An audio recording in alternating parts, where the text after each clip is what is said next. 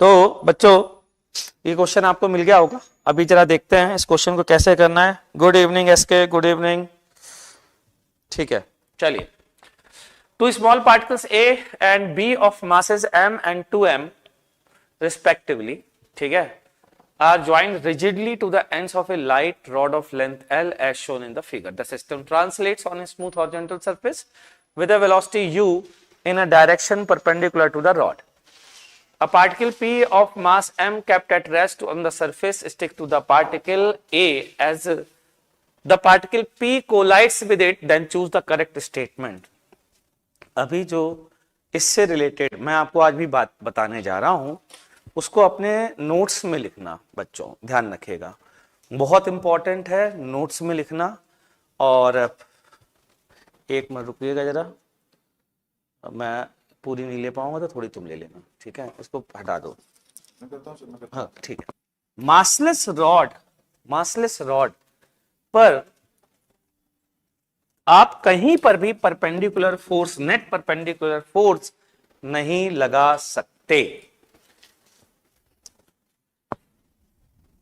We can't apply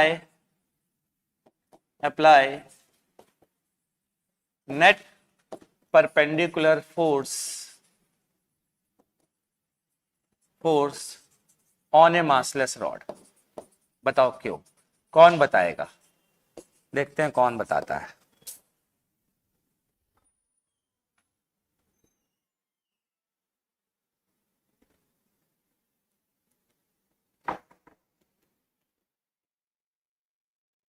चलिए बताइए बताइए, वेट कर रहा हूं आपका। कोई प्रूफ कर सकता है आप में से?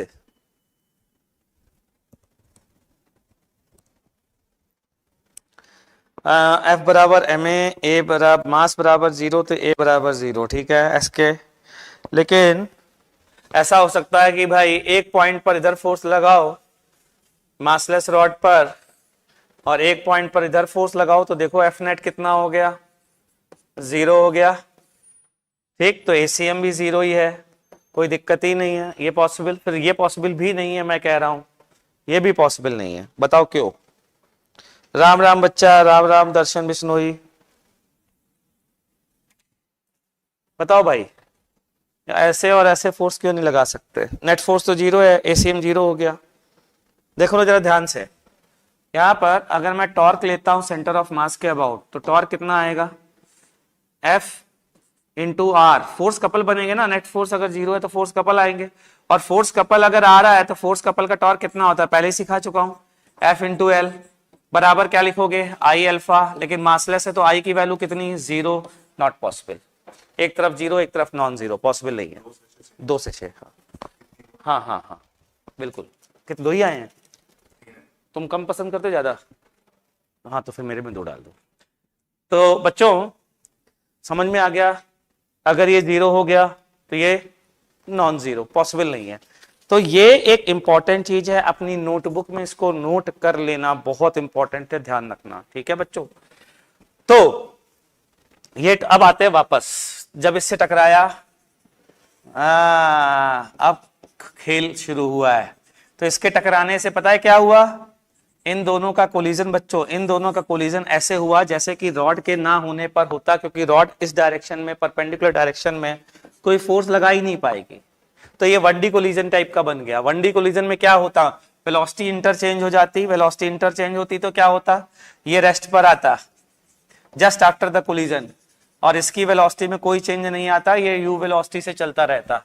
सही है भाई। और ये वाला पार्टिकल यू से आगे भाग जाता, वेलोसिटी इंटरचेंज हो जाती। ये हो गया जस्ट आफ्टर द कोलिजन, ठीक है। अब मैं बात करता हूं बच्चों इसके पार्ट की। The speed of particle A just after collision is, बताइए, 0। मस्त। The speed of particle B just after collision is u/2, गलत है। वेलोसिटी ऑफ सेंटर ऑफ मास, तो सेंटर ऑफ मास की वेलोसिटी निकालने के लिए 2m into u plus m into u plus m into 0 divided by 2m plus m plus m 4m, तो 3u/4 आ रहा है, ये तो सही है। The angular speed of the system a plus b plus p, a plus b plus p after collision is u by 2l, u by 2l after the collision angular speed में p particle शामिल होना नहीं है यार, यहां पर p लिख करके पूरी गलती कर दी। अगर a प्लस बी होता ना, क्या स्टिक तो नहीं लिखा है यार? अरे ओ भाई साहब, स्टिक्स लिखा है, ये तो मेरी गलती हो गई है। चलो कोई बात नहीं, मैंने गलत पढ़ लिया, लेकिन आपसे फायदा हो गया बच्चों। तो अब दो पार्ट में बात कर लेते हैं। पहला, जो ये बात बताइए इसको तो लिख लो कॉपी में, इंपॉर्टेंट है। दूसरा, घर जाकर के क्वेश्चन को सॉल्व करना, इस कोलिजन को इलास्टिक मान लेना। मैंने इलास्टिक माना और वो ये बातें इलास्टिक कोलिजन पे कही गई। तो ये बातें मतलब एक प्रकार से एक नया क्वेश्चन आप घर जाके सॉल्व कर लेना। अब मैं आता हूं इस क्वेश्चन पर। इस क्वेश्चन में तो कुछ नहीं, अगर स्टिक हो गया है तो यहां का मास कितना हो जाएगा, 2m हो जाएगा, ठीक। और इस जगह की वेलोसिटी मोमेंटम कंजर्वेशन से u by 2 हो जाएगी बच्चों। पहले m इंटू यू था, फिर 2m हो गया, तो वेलोसिटी, क्योंकि इसका मोमेंटम इस डायरेक्शन में कंजर्व रहेगा। अब बताओ क्यों कंजर्व रहेगा इस डायरेक्शन में, जबकि यहाँ तो रॉड है, फिर क्यों कंजर्व रहेगा? तो मैं यही बोलूंगा, रॉड परपेंडिकुलर डायरेक्शन में फोर्स नहीं लगा सकती। तो कितनी वेलोसिटी चलेगा, u by 2 से, 2m u by 2 से चलेगा। इसकी वेलोसिटी में सडनली कोई चेंज आएगा नहीं। तो फाइनली अब क्या होगा, अब होगा ये, ओहो ये जी, इसको मैं क्या करूं, यहां लिखता हूं। फाइनली होगा ये बच्चों कि ये वाला 2m बन जाएगा, u by 2 से जाएगा, ये वाला 2m u से चल रहा है, ठीक है। अब जरा ध्यान से देखो,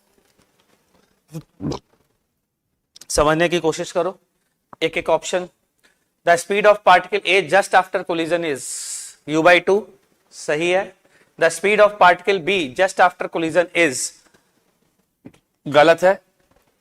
the velocity of centre of mass of system A plus B plus P is, centre of mass पूरे सिस्टम का चेंज होगा ही नहीं, 2m into u plus m into u divided by 2m plus m 4m, 3m by 4, 3u by 4, ये सही है।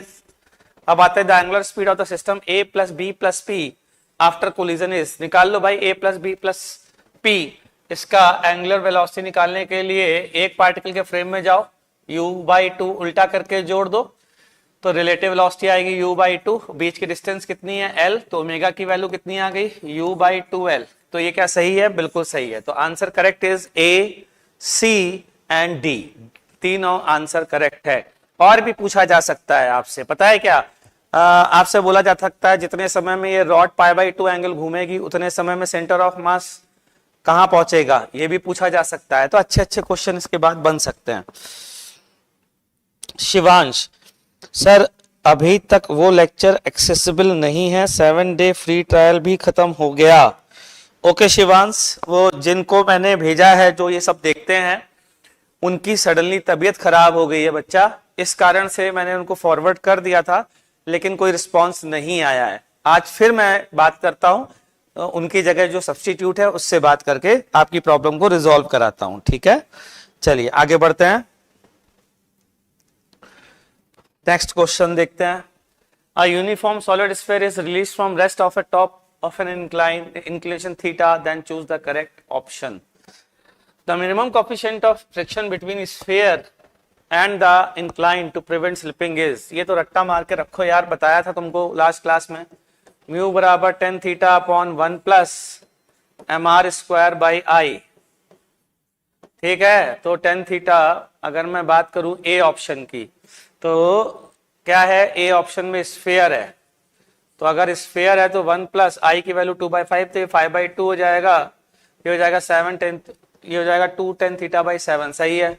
The kinetic energy of solid sphere as it moves down a distance s on the incline is mg sin theta, mg s sin theta if mu is greater than 2/7। बहुत अच्छा option है यार, बहुत प्यारा question है। अब अगर mu की वैल्यू ये इससे ज्यादा हो गई तो इसका मतलब रोलिंग होगी, रोलिंग होगी तो फ्रिक्शन वर्क नहीं कर पाएगा, और फ्रिक्शन वर्क अगर नहीं कर पाया तो सारा का सारा mg sin theta into s ये काइनेटिक एनर्जी में चेंज प्रोवाइड कराएगा, तो सही बात है, ये हो जाएगी kinetic energy. The magnitude of work done by friction on the solid sphere is less than mu mg s cos theta as it moves down a distance s on the incline if mu greater than 2/7. The magnitude of work done by friction on the solid sphere is less than mu mg s cos theta as it moves down a distance s on the incline if, ये भी सही है क्योंकि zero work होगा, mu greater than और equal then 2/7 tan theta पर rolling होगी और रोलिंग में फ्रिक्शन का वर्क कितना होता है, zero. D the magnitude of work done by friction on the solid sphere is equal to mu M G cos theta. बिल्कुल गलत बात है, ये नहीं होगा. लेस देन का जीरो होगा तो लेस देन तो बोल ही सकते हैं बच्चों. ठीक है, तो ये है आंसर इसका.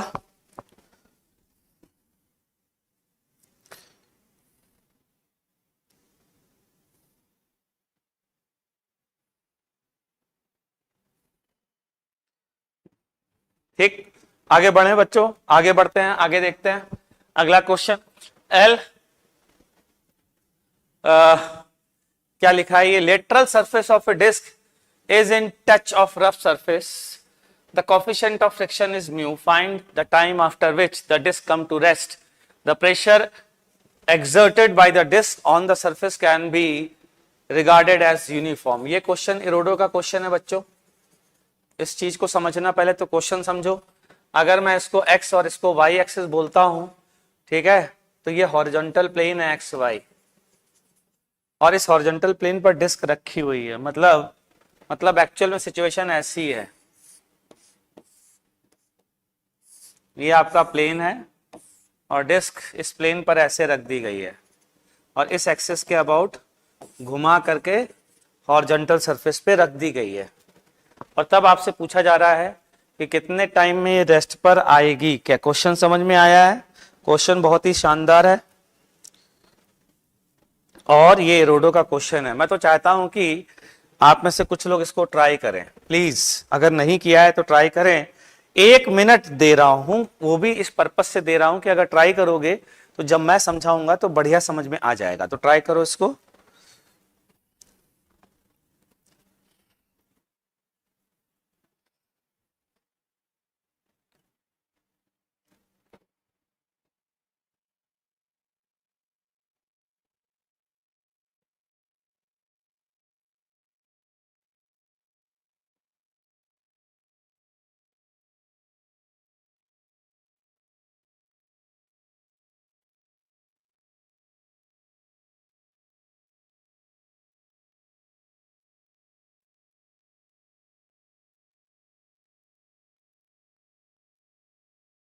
सर कॉन्कर बैच में अभी 3 वीक में एक टेस्ट होता है, वीकली टेस्ट कब होगा?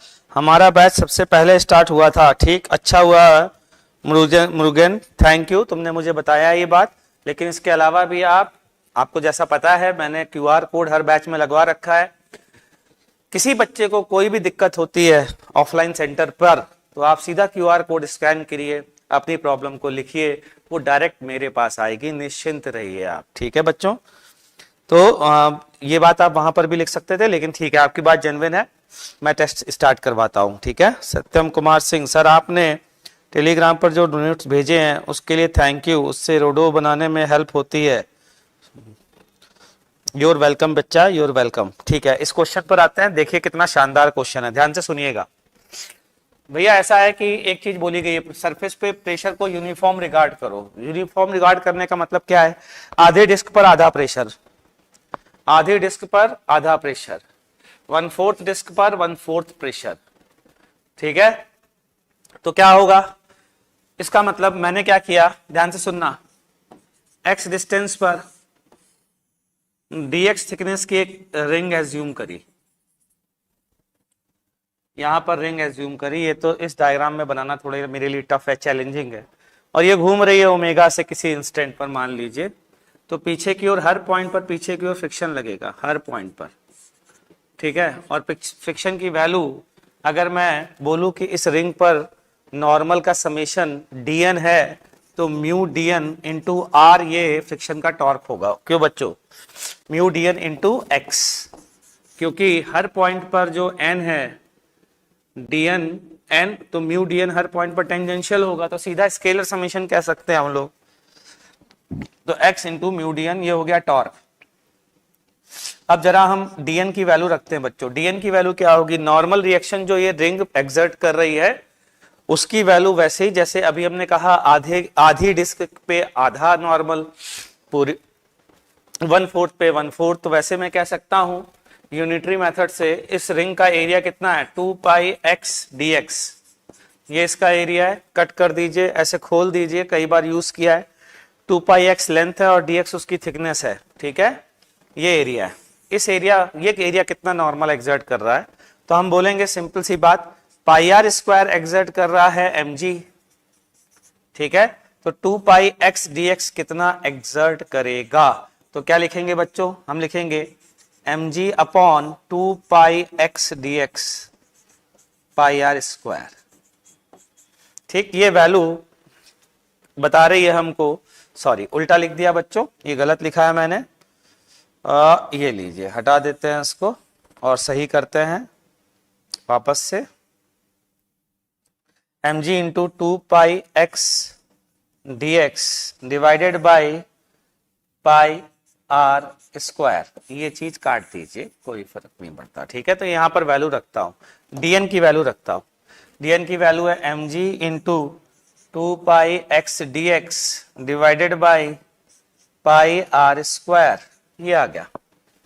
इसको इंटीग्रेट कर दीजिए, कहां से कहां तक? 0 से r तक। तो ये टॉर्क आ जाएगा बच्चों। चलिए निकालते हैं टॉर्क। तो पाई से पाई कैंसिल हुआ, ठीक है। अच्छा, ये बचा 2mg mu upon r², 2mg mu upon r² dx और x²। इसका इंटीग्रेशन करना है 0 से r, जो आएगा r³/3, ठीक है बच्चों। तो ये आ जाएगा 2mg म्यू r/3, ये आ गया टॉर्क, 2 म्यू mg r/3। ये टॉर्क की वैल्यू आ गई बच्चा,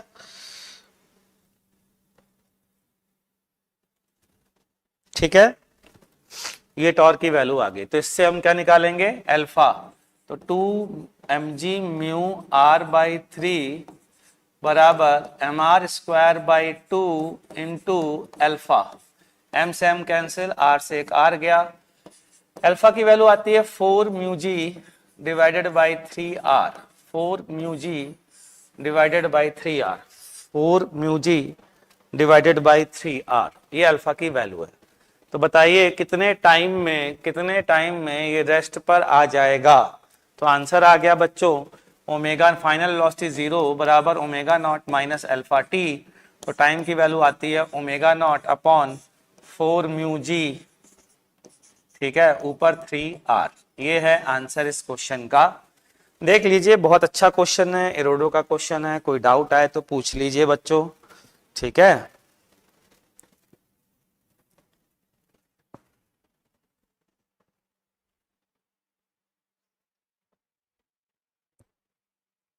चलिए आगे बढ़े। अब आते हैं लास्ट क्लास में, जो मैं आपको बता रहा था उसका यूज। एसके बाबू, मजा आ गया? चलिए भाई, धन्यवाद, आपको मजा आ गया, यही हमारा मेन पर्पस है कि आपको मजा आना चाहिए, ठीक है। तो हम लोगों ने एक क्वेश्चन आपसे को बोला था करने के लिए, और क्वेश्चन था कि friction is sufficient to prevent slipping. यहां पर एक्सेलेरेशन निकालिए। हम ऑलरेडी इस क्वेश्चन को 2 मेथड से कर चुके हैं। पहला मेथड क्या था? पहला मेथड था, मैं आपको याद दिलाता हूं, पहला मेथड था टॉर्क बराबर I alpha different point of the body के अबाउट, जिसमें हमने ये कहा था कि सेंटर के about torque equal to I alpha लगाने का फायदा होता है, क्योंकि स्यूडो फोर्स का टॉर्क 0 हो जाता है।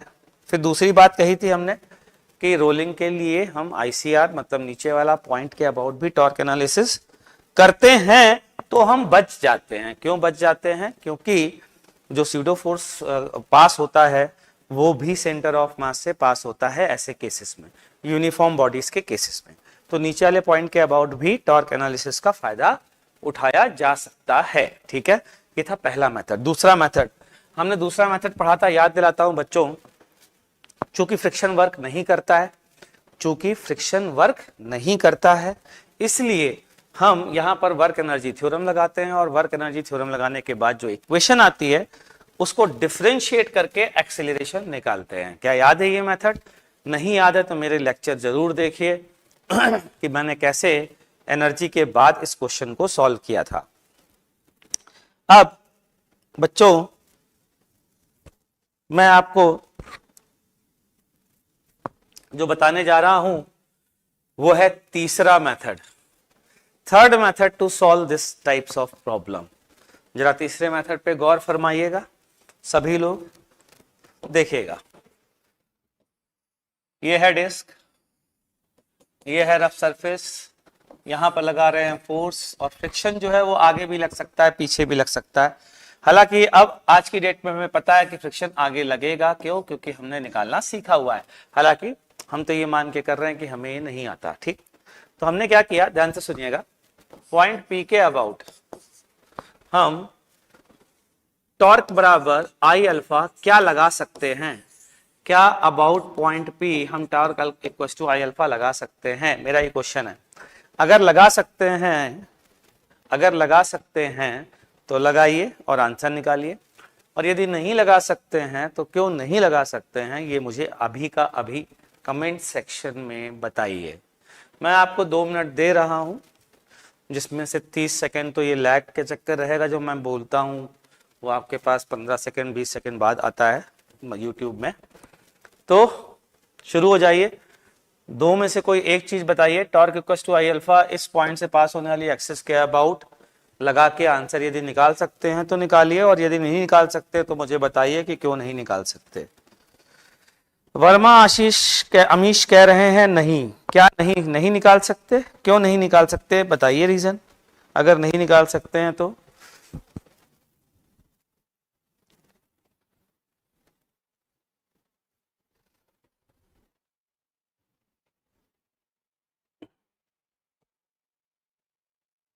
बताइए। पॉइंट पी से पास होने वाली एक्सिस के about torque equal to I alpha लगा सकते हैं तो लगाइए, और यदि नहीं लगा सकते हैं तो क्यों नहीं लगा सकते हैं बताइए। कोई एक काम तो करिए। मदन लाल कह रहे हैं point P is not a rigid body नहीं है। ये क्या मतलब हुआ? पॉइंट पी रिजिड बॉडी पर नहीं है तो उससे क्या दिक्कत आई बेटा? बिल्कुल सही, तुम सही दिशा में जा रहे हो। थोड़ा सा और डिटेल में बताओ। मोमेंट ऑफ इनर्शिया कांस्टेंट नहीं है, एसके ने बताया, तो उससे क्या दिक्कत होगी? नहीं है तो कोई बात नहीं।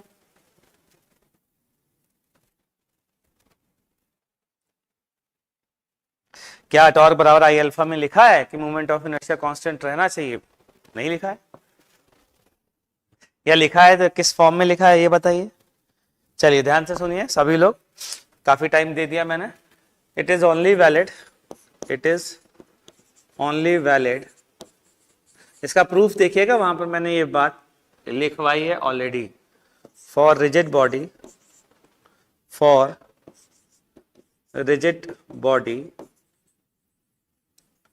Performing pure rotation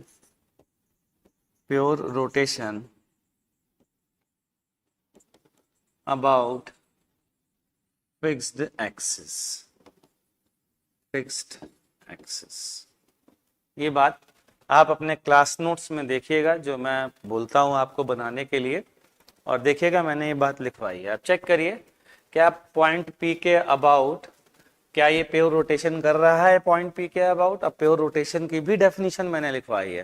what is the definition of pure rotation about fixed axis, वो भी देखिएगा, वो भी लिखवाई है। उसमें एक्सिस के अबाउट सारे पार्टिकल एक सर्कल में चलते हैं। क्या यहाँ पी के अबाउट सारे पार्टिकल सर्कल में चलेंगे? नहीं चलेंगे, तो ये प्योर रोटेशन नहीं है, इसलिए ये इक्वेशन नहीं लगा सकते। तो फिर क्या लगा सकते हैं, जरा ध्यान से देखते हैं। Torque about P equals to हम लगा सकते हैं बच्चों dl/dt, ये लगा सकते हैं, क्योंकि dl/dt एक ऐसी इक्वेशन है जो हमेशा लगाई जा सकती है। ठीक है, यही मेरा तीसरा मेथड है। तो पॉइंट पी के अबाउट मान लेते हैं किसी इंस्टेंट पर इसके सेंटर की वेलोसिटी v है, और जाहिर सी बात है एंगुलर वेलोसिटी v/r होगी।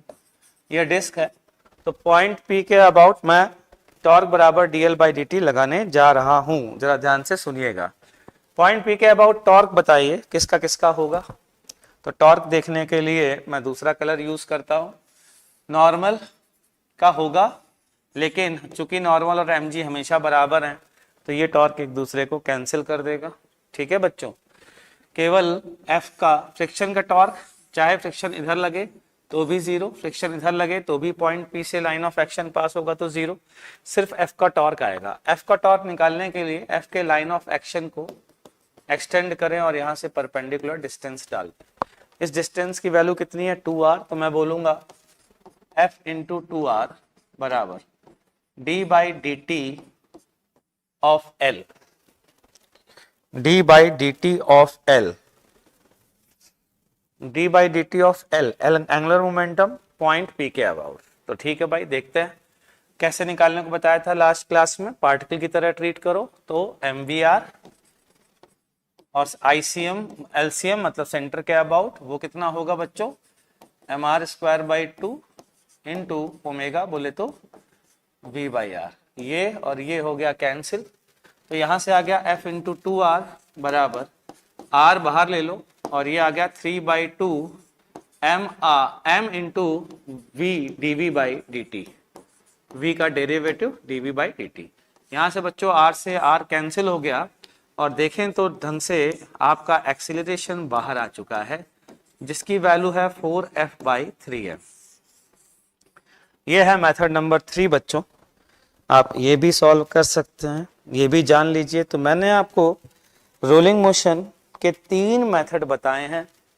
एक मेथड बताया है मैंने आपको टॉर्क बराबर I alpha about axis passing through any point on the rigid body. दूसरा मेथड मैंने बताया है वर्क एनर्जी थ्योरम, क्योंकि रोलिंग मोशन में फ्रिक्शन वर्क नहीं करता है। फिर तीसरा मेथड मैंने आपको बताया है आज टॉर्क बराबर dl/dt। ठीक है, 3 मेथड हैं जिनसे आप आज के बाद ये क्वेश्चन कर सकते हैं। कोई डाउट हो तो पूछिए, नहीं है तो हम आगे बढ़ते हैं और हम एक क्वेश्चन और करते हैं। ये मेथड केवल तभी काम नहीं आता जब रोलिंग होती है, जब रोलिंग नहीं हो रही होती है तो भी ये मेथड काम आता है। कि मतलब गुरुजी आप क्या कहना चाहते हैं? देखिए हम क्या कहना चाहते हैं, ध्यान से सुनिएगा। हम ये कहना चाहते हैं कि मान लीजिए आपने एक डिस्क को v वेलोसिटी दे करके फेंक दिया, मतलब ये विद स्लिपिंग अगर बात करें, अगर स्लिपिंग हो रही है तो भी इस मेथड को आप बिंदास लगा सकते हैं। ध्यान से सुनिएगा, ये क्वेश्चन हम पहले ही सॉल्व कर चुके हैं। ठीक है बच्चों, तो v वेलोसिटी से हमने एक डिस्क को फेंका, मास m और रेडियस r, मतलब प्योर ट्रांसलेशनल वेलोसिटी देते हुए ऐसे डिस्क को फेंक दिया। ठीक है, कोफिशिएंट ऑफ फ्रिक्शन म्यू है, कोफिशिएंट ऑफ फ्रिक्शन म्यू है। अब मैंने आपसे इसको पूछा था लास्ट टाइम और क्वेश्चन पूछा था find final velocity of the disc, और इसके लिए हमने ये आपसे बात की थी कि जो भी फाइनली ये रोल करेगा ही करेगा। और इसको मैंने ऐसे समझाया था कि फ्रिक्शन तब तक लगता रहेगा जब तक कि रिलेटिव स्लिपिंग बंद नहीं हो जाती। रिलेटिव स्लिपिंग बंद होने का मतलब है रोलिंग स्टार्ट हो चुकी है, और रोलिंग स्टार्ट हो गई तो फिर फ्रिक्शन लगना बंद हो जाएगा और फाइनली ये रोलिंग करना स्टार्ट कर देगा। ठीक है, अब मैं आगे बढ़ता हूं बच्चों। कोफिशिएंट ऑफ फ्रिक्शन म्यू है, find final velocity of the disc, मतलब आफ्टर रोलिंग डिस्क की क्या वेलोसिटी होगी, हमको बच्चों ये देखना है। ठीक है, चलिए साहब देखते हैं आफ्टर रोलिंग क्या वेलोसिटी होगी। तो ध्यान दीजिएगा बच्चों, रोलिंग के बाद, यार इस वेलोसिटी को मैं v0 कह देता हूं बच्चों। ठीक है, रोलिंग के बाद सेंटर की वेलोसिटी v, तो अगर रोलिंग स्टार्ट हो गई है तो एंगुलर वेलोसिटी v/r हो जाएगी। किसी को कोई डाउट हो यहां तक तो कमेंट सेक्शन में लिख दे भाई, मैं देख लूंगा, पढ़ लूंगा और बता दूंगा। ठीक, मैं 1 मिनट वेट करता हूं लैग के कारण।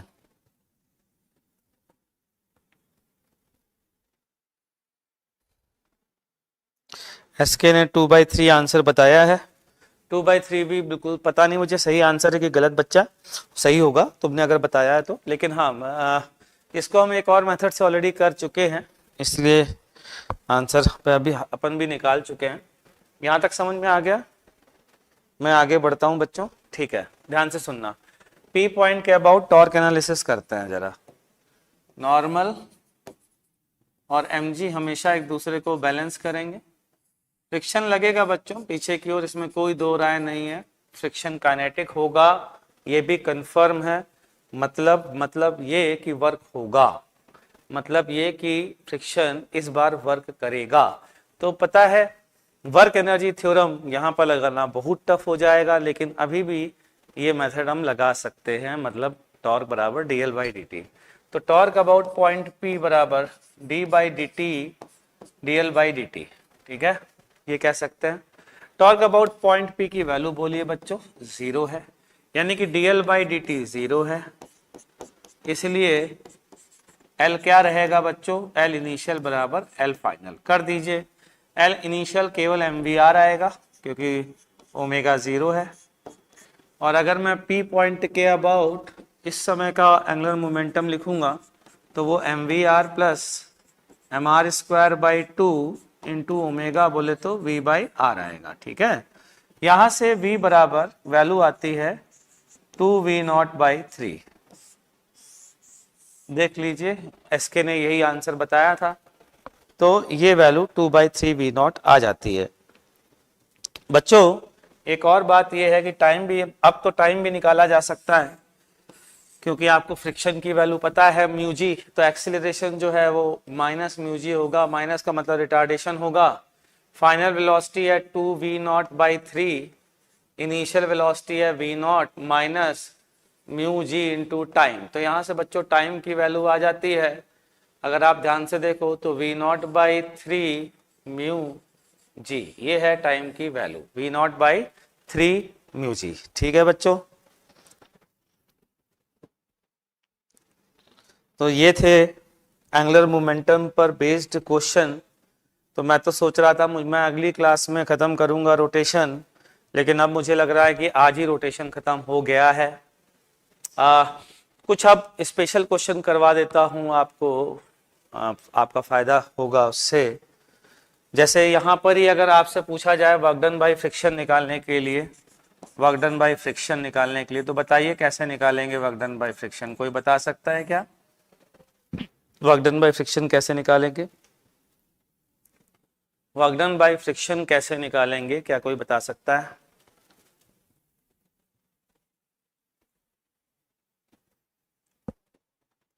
बता सकता है तो बताओ भाई। देखिए साहब ध्यान से देखिए, वर्क डन बाय फ्रिक्शन निकालने के लिए सबसे बढ़िया तरीका है चेंज इन काइनेटिक एनर्जी निकालना। अगर आपको पता है काइनेटिक v पता है तो काइनेटिक एनर्जी फाइनल आ जाएगी, काइनेटिक एनर्जी इनिशियल आ जाएगी, दोनों का डिफरेंस निकाल लीजिए, आपको वर्क डन बाय फ्रिक्शन पता चल जाएगा, ठीक है बच्चों। तो कई बार ये भी पूछा जाता है। अब कुछ स्पेशल क्वेश्चन ले रहा हूं, ये क्वेश्चन भी पूछे जाते हैं कि जैसे मान लीजिए एक एक करके स्टैंडर्ड क्वेश्चंस कुछ ले रहा हूं। मान लीजिए ये m मास का एक प्लेटफॉर्म है, अच्छा क्वेश्चन है ये, और यहाँ पर एक डिस्क है, ठीक है। इस डिस्क को का मास है m और इसकी रेडियस है r, ठीक। इस डिस्क को के सेंटर पर फोर्स लगाया गया F, डिस्क के सेंटर पर फोर्स लगाया गया F। यहाँ पर फ्रिक्शन जो है वो सफिशिएंट है टू प्रिवेंट स्लिपिंग। देखूंगा अगर मुझे लगा तो नेक्स्ट क्लास में भी कुछ अच्छे क्वेश्चन ला करके आपके साथ डिस्कस करूंगा, ठीक है, रोटेशन के, ताकि आपका रोटेशन जो है वो शानदार हो जाए, स्ट्रांग हो जाए, तो नेक्स्ट क्लास में थोड़ा ध्यान रखूंगा मैं। हाँ, क्वेश्चन अगर अच्छे अच्छे मिल जाते हैं तो क्वेश्चन करेंगे हम लोग, या सर को बोल देंगे असाइनमेंट में अच्छे अच्छे क्वेश्चन से डाल दें। ठीक है बच्चों?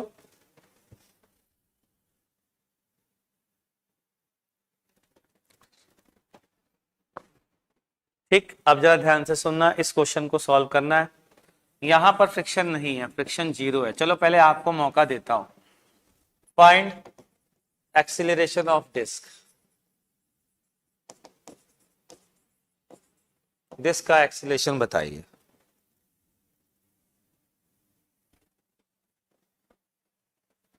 बताइए, पहले आप कोशिश करिए, फिर मैं आपको बताऊंगा।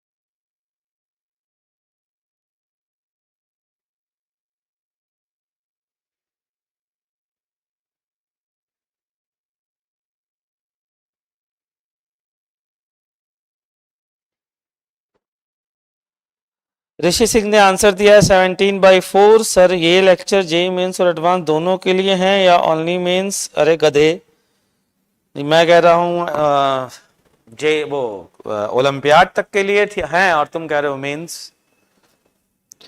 सर आप ओलंपियाड कॉर्नर से इधर क्यों आ गए? I have currently completed till WP, got scared that you didn't upload rotation but thank God. ठीक है, चलो। हाँ भाई, इधर ध्यान देता है। मान लेते हैं, ऐसे क्वेश्चन करने का तरीका देखो जरा ध्यान से। नए पेज पर शुरू करते हैं ताकि जगह मिल जाए मुझे। तो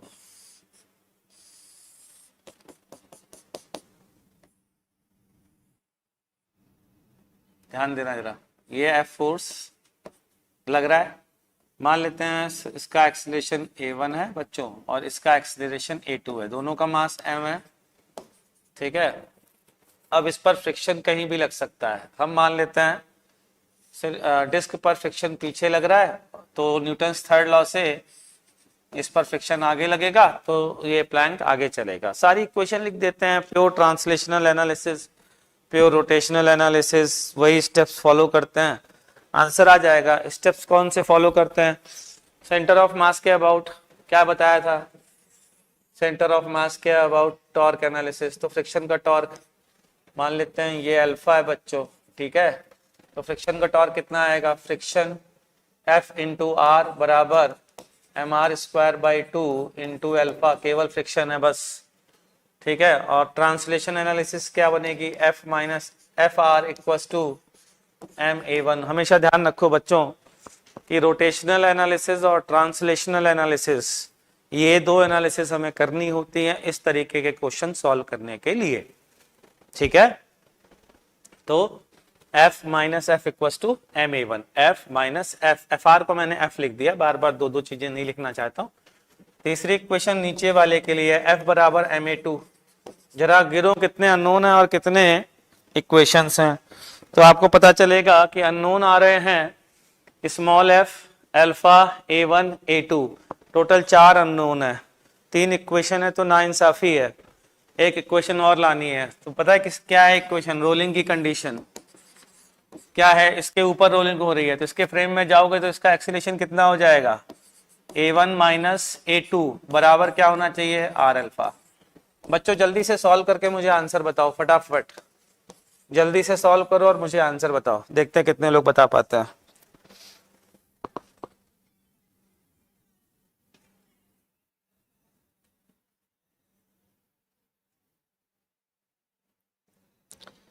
कुणाल मेहता, 12th क्लास का सिलेबस, अगर आप 11th में हैं तो मेरा सजेशन, मेरा मतलब जो जनरल सजेशन रहता है, बाकी लोग ये क्वेश्चन करे, मेरी बात पे है ना, मेरा जनरल सजेशन रहता है बच्चों कि ओलंपियाड या तो 10th में कंप्लीट आप दे दीजिए फिजिक्स का, और या फिर 12th में दीजिए, 11th में मत दीजिए। 11th में देने का नुकसान ये होता है कि फिर आप ना तो 11th पे ढंग से फोकस कर पाते हैं और ना ही आप 12th पे ढंग से फोकस कर पाते हैं, क्योंकि कोचिंग में चल रहा होता है 11th, आप परेशान हो रहे होते हैं 12th के लिए, या फिर ऐसा हो कि आपकी पूरी कोचिंग में 11th का सिलेबस खत्म हो जाए 10th में और 12th का सिलेबस ही खत्म हो 11th में, तो आप दे सकते हो। अदरवाइज 12th का सिलेबस प्रॉपर तरीके से बिना खत्म किए आपको एनएससीपी या आईएनपीएचओ सीरियसली नहीं देना चाहिए, मतलब उसके लिए समय नहीं लगाना चाहिए। 11th जो चल रहा है उस पर फोकस करिए। हाँ, यदि आपने 10th में 11th का सिलेबस कर लिया है अच्छे से तो 11th में 12th का सिलेबस कर सकते हैं, लेकिन वो भी आपके कोचिंग के प्लान से जुड़ा हुआ होना चाहिए। चलिए आंसर बताइए।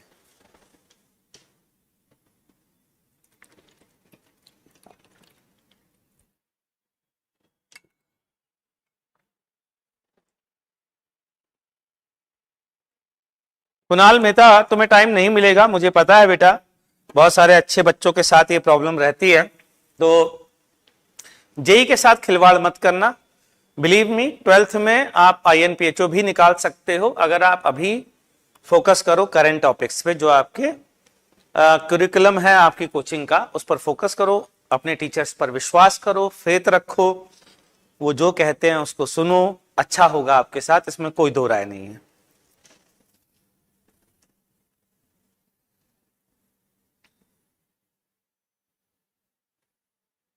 संकेत गुप्ता, जेई के रेलेवेंट क्वेश्चन की लिस्ट मार्केट में बहुत सारे टीचर्स ने डाल रखी है, मैंने भी अपने टेलीग्राम पर डाली थी बेटा, देख लेना, पीछे काफी पड़ी होगी एमबी सर फिजिक्स वाले ग्रुप पर, और अगर आपको नहीं मिलती है तो बहुत सारे लोगों ने डाल रखी है। मैं तो सोल्यूशन बना रहा हूं यार एरोडो के, तो जिन क्वेश्चंस के मैंने सोल्यूशन बना रहा हूं वो करने हैं आपको, दैट्स इट।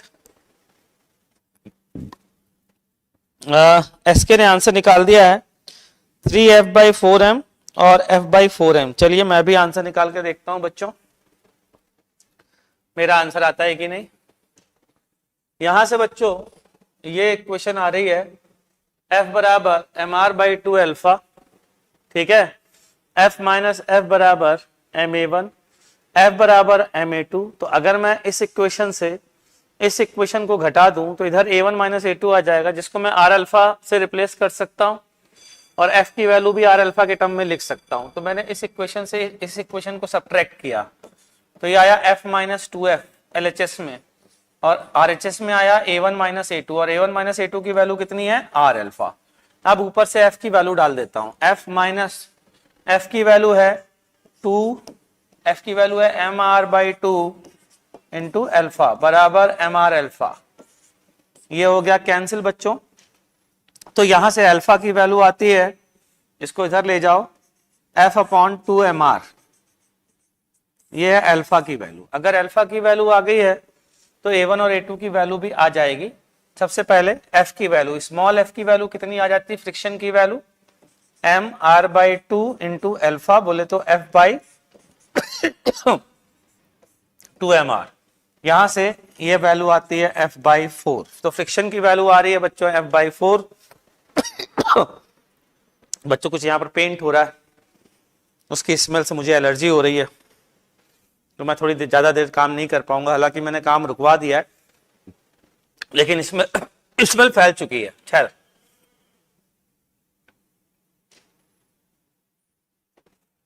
f बराबर ma2, तो a2 की वैल्यू आ गई f/4m, और a1 की वैल्यू निकालने के लिए यहां से f माइनस f/4 बराबर ma1, तो a1 की वैल्यू आती है 3f/4m।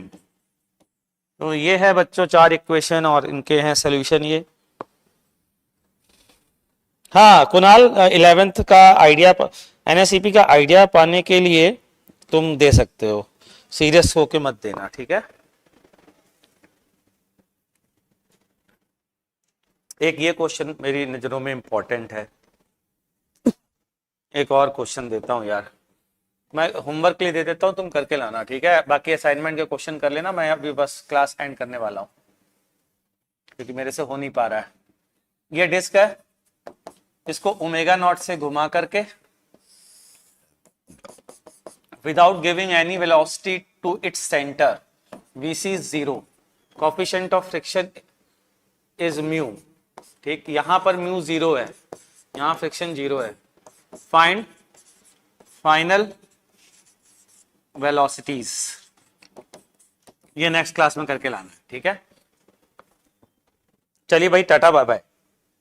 मैं एंड करता हूं क्लास क्योंकि मुझसे अब हो नहीं पा रहा है।